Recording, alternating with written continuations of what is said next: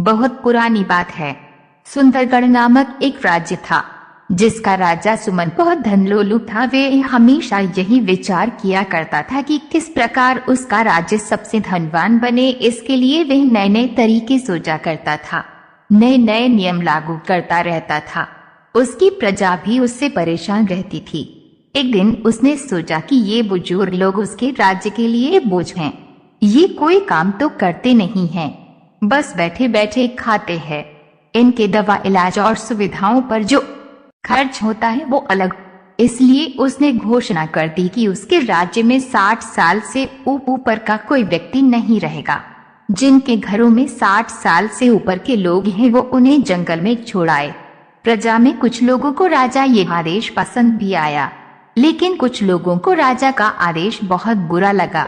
इस अवस्था में जब बुजुर्गों की सेवा की जानी चाहिए, तब राजा आदेश दे रहा है कि उन्हें जंगल में छोड़ दिया जाए, लेकिन राजा के आदेश की अवहेलना कौन कर सकता था। लोगों ने राजा की आज्ञा का पालन किया। राजा सुमंत के राज्य में ही एक लड़का अपनी बूढ़ी माँ के साथ रहता था। लड़का अपनी माँ से बहुत प्रेम करता था। इस आदेश से उसे बहुत पीड़ा हुई, लेकिन राजा आज्ञा का पालन अनिवार्य था। इसलिए वह अपनी बुजुर्ग और असहाय माँ को पीठ पर लादकर जंगल की ओर चल दिया। रास्ते में चलते हुए उसकी माँ झाड़ियों से लकड़ियाँ तोड़ तोड़ कर रास्ते पर डाल रही थी। ये देखकर लड़के ने अपनी माँ से पूछा, माँ ये क्या कर रही हो? माँ ने जवाब दिया, बेटा वापसी में तुम रास्ता न भूल जाओ, इसलिए मैं ये लकड़ियाँ डाल रही हूँ। माँ के प्रेम को देखकर लड़का फूट फूट कर रो पड़ा।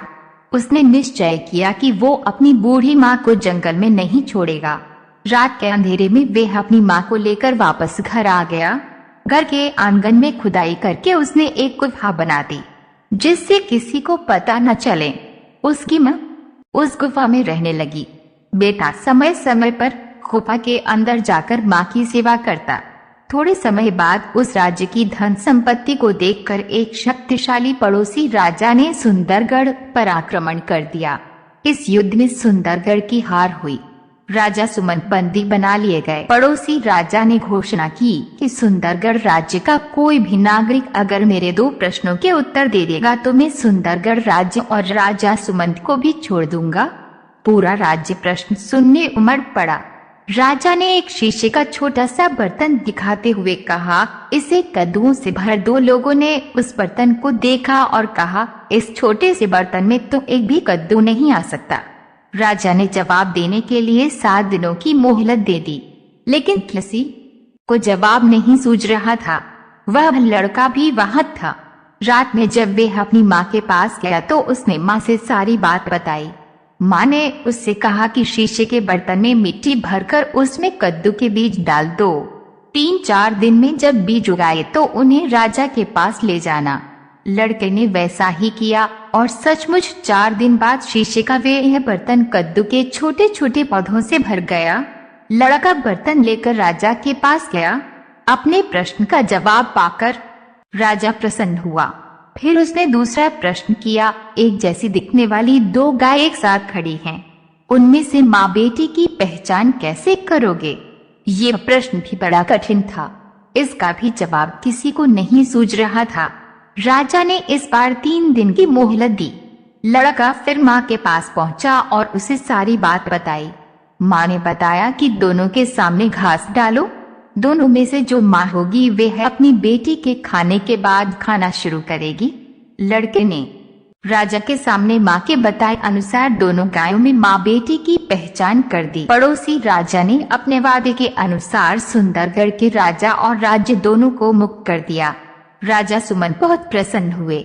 उन्होंने लड़के से पूछा, तुमने दोनों प्रश्नों के उत्तर कैसे दिए? लड़के ने कहा, महाराज यदि आप मुझे अभ्यदान दें तो मैं बताऊंगा। राजा ने उसे आश्वासन दिया। तब लड़के ने बताया कि ये उत्तर उसे अपनी माँ से पता चले थे। तब राजा को बुजुर्गों के अनुभव का महत्व पता चला। उसे अपनी भूल का एहसास हुआ और उसने अपनी आज्ञा वापस ले ली। उसने आज्ञा दी कि उसके राज्य में बुजुर्गों की सेवा और सम्मान होना चाहिए।